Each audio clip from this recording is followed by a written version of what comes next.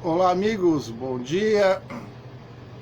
Que a paz de Jesus esteja conosco mais uma vez, que possamos agradecer a mais um dia de vida, a mais uma oportunidade de estarmos aqui progredindo no plano físico, continuando as nossas tarefas, aprendendo cada vez mais e procurando ser cada vez mais úteis. Que Deus nos abençoe e nos proteja. Obrigado ao Senhor, obrigado a Jesus, obrigado aos amigos espirituais e encarnados, e que possamos dar prosseguimento ao estudo do nosso Evangelho e também ao estudo do Livro dos Espíritos. Vamos lá? Capítulo 22, Evangelho segundo o Espiritismo. Não separeis o que Deus juntou. Indissolubilidade do casamento. Divórcio. Hoje a gente vai começar aqui na indissolubilidade. Os fariseus também vieram até ele para tentá-lo e lhe disseram: é permitido a um homem repudiar sua mulher por qualquer motivo que seja?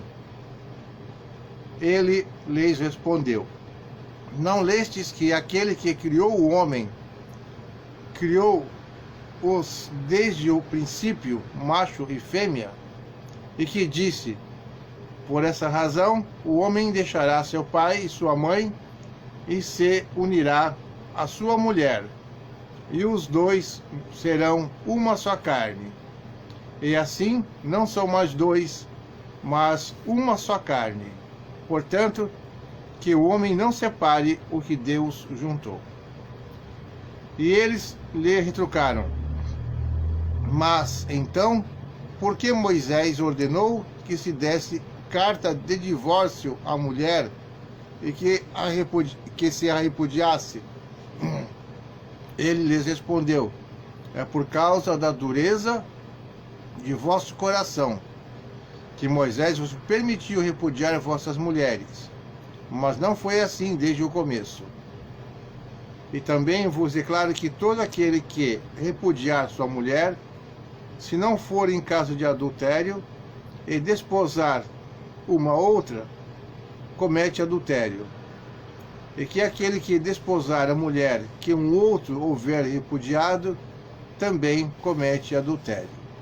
Mateus capítulo 19, versículo 3 a 9. Só é imutável aquilo que vem de Deus. Tudo o que é obra dos homens está sujeito à mudança. As leis da natureza são as mesmas em todos os tempos e em todos os países. As leis humanas mudam conforme os tempos, os lugares e o progresso da inteligência.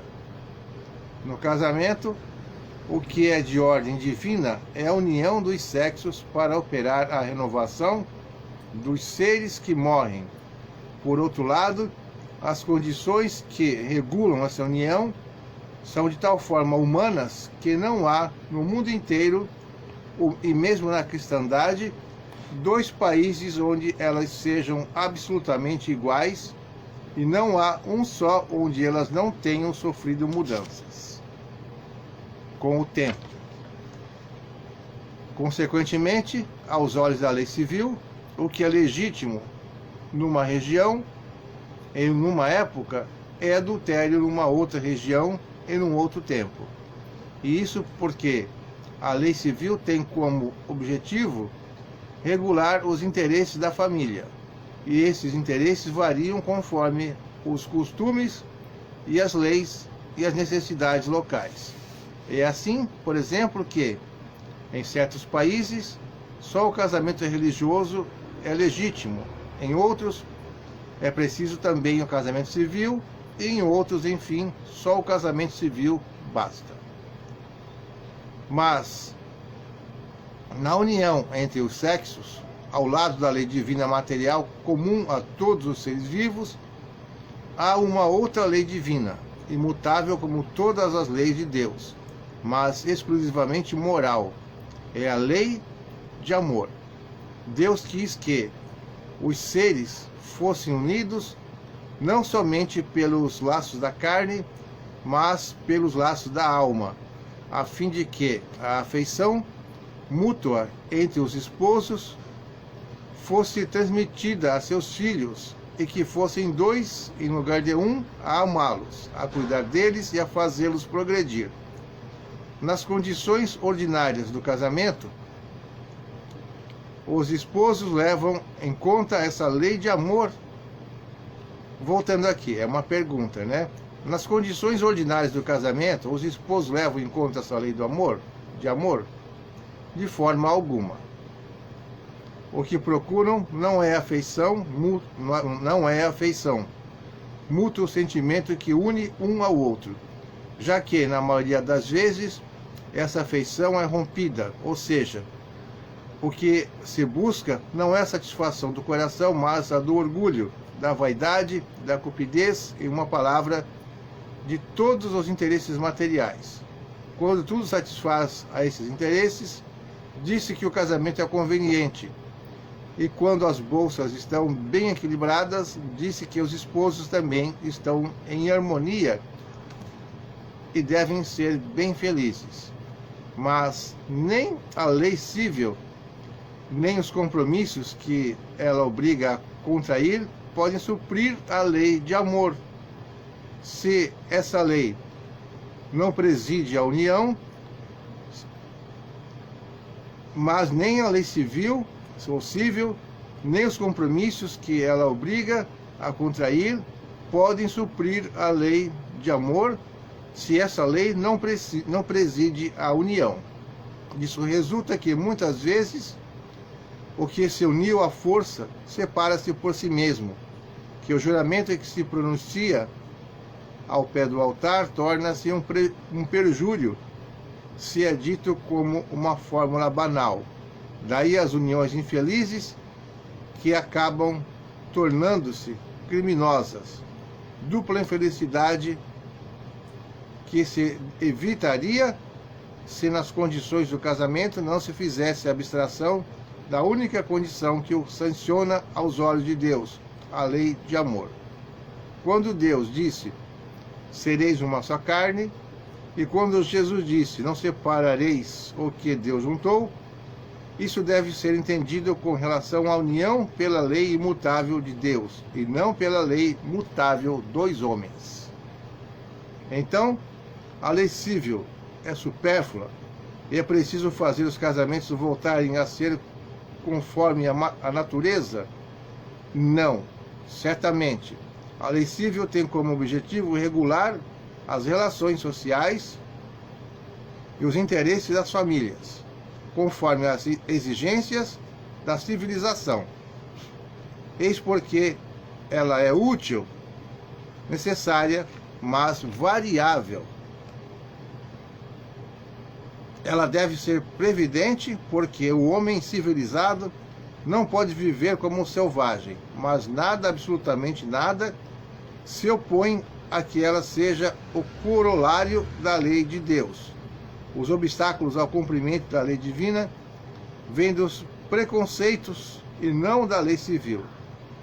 Esses preconceitos, embora ainda vivazes, já perderam seu domínio sobre os povos esclarecidos e desaparecerão com o progresso moral que enfim abrirá os olhos aos males sem conta, às fatias, às faltas, e o óculos fez falta, às faltas, aos próprios crimes que resultam das uniões contrárias, ou seja, contra a lei do amor, visando unicamente aos interesses materiais.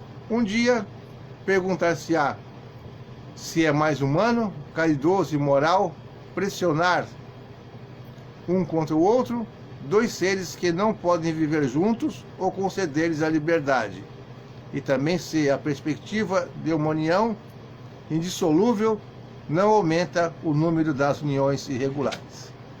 Eu sei que eu estou doido para falar um negócio aqui, vocês estão doidos para ouvir também, que todo mundo, em todas as religiões, na maioria das religiões, condena os casamentos que não sejam de sexos opostos, mas eu vou só ler um pedacinho aqui que fala que o que vale mesmo é o amor, olha só. na união entre os sexos. Não falou sexo masculino e feminino, mas é claro que se for seguir ao pé da letra seria sexo oposto, mas aqui não fala nada. Mas na união entre os sexos, ao lado da lei divina material,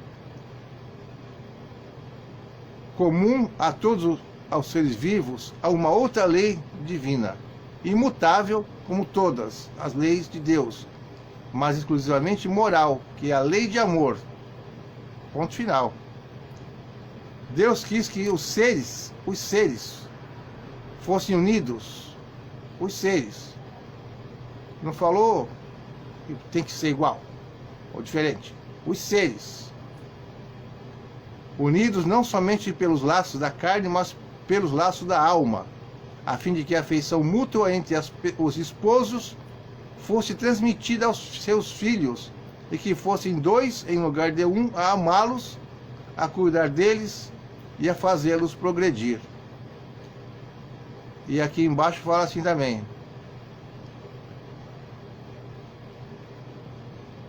esses preconceitos, embora ainda vivazes, já perderam seu domínio sobre os povos esclarecidos e desaparecerão com o progresso moral, que enfim abrirá os olhos aos males sem conta, às faltas, aos próprios crimes que resultam das uniões contraídas visando unicamente os interesses materiais. Ou seja, união feita pelo amor, e se tiver filho, adotado ou não, que seja de um, depois mudou a ideia, quis virar de lado, problema de cada um.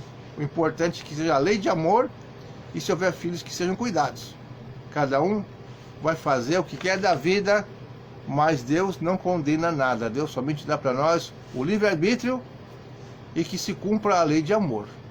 Então não existe essa de ficar, está escrito lá, está escrito aqui, está escrito ali. O que vale mesmo é o amor verdadeiro, isso é que importa. Vamos ver se eu consigo passar um pedacinho aqui para o Livro dos Espíritos. Deu para perceber que hoje eu estou sem óculos. E às vezes o Livro dos Espíritos tem uma letrinha um pouco menor. Vamos tentar aqui então. Questão 602, que vai falar ainda sobre os animais.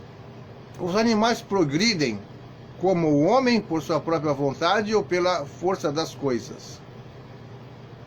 Pela força das coisas, e é por isso que para eles não existe expiação.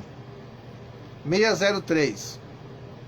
Nos mundos superiores, os animais conhecem a Deus? Não. O homem é um Deus para eles, como antigamente os espíritos foram deuses para os homens. 604. Os animais, mesmo aperfeiçoados nos mundos superiores, sendo sempre inferiores aos homens, disso resultaria que Deus tivesse criado seres intelectuais perpetuamente voltados à inferioridade, o que parece em desacordo com a unidade de vistas e de progresso que se assinalam em todas as suas obras. Resposta: tudo se encadeia na natureza por ligações ou liames que não podeis ainda perceber, e as coisas aparentemente mais disparatadas têm pontos de contato que o homem jamais chegará a compreender no seu estado atual. Pode entrevê-lo por um esforço de sua inteligência, mas somente quando essa inteligência tiver atingido todo o seu desenvolvimento e se libertado dos prejuízos do orgulho e da ignorância, poderá ver claramente na obra de Deus. Até lá, suas ideias limitadas lhe farão ver as coisas de um ponto de vista mesquinho. Sabei que Deus não pode contradizer-se e que tudo na natureza se harmoniza através de leis gerais que jamais se afastam da sublime sabedoria do Criador. É o nosso orgulho. Até hoje o pessoal imagina que eu descendi disso ou daquilo, de macaco, que eu já fui animal. Então, nosso orgulho que não deixa que a gente ainda consiga compreender realmente a lei de progresso, a da evolução dos 3 reinos. 604A, eu acho que já está acabando o tempo. Deixa eu dar uma espiadinha aqui no relógio. 8h30, exatamente. É 604A para terminar. A inteligência é, assim, uma propriedade comum, um ponto de encontro entre a alma dos homens e a do homem? Sim, mas os animais não têm senão a inteligência da vida material. Nos homens, a inteligência produz a vida moral. Ou seja, a vida moral só faz parte da alma humana quando ele começa a perceber os direitos, o respeito, a união, todos os sentimentos os direitos do próximo, né? O meu direito acaba onde começa o seu. Então tudo isso somente a alma do ser humano que possui. O animal tem somente ali a sua vida material. Então amanhã a gente vai voltar também aqui no livro do Evangelho, divórcio, epa, no capítulo 22. E na questão do livro dos Espíritos, na 605, continuando o nosso assunto de hoje. Bom dia ao pessoal que foi entrando aí. A Elizabeth, só a Elizabeth mesmo hoje, e a Luciene Carvalho.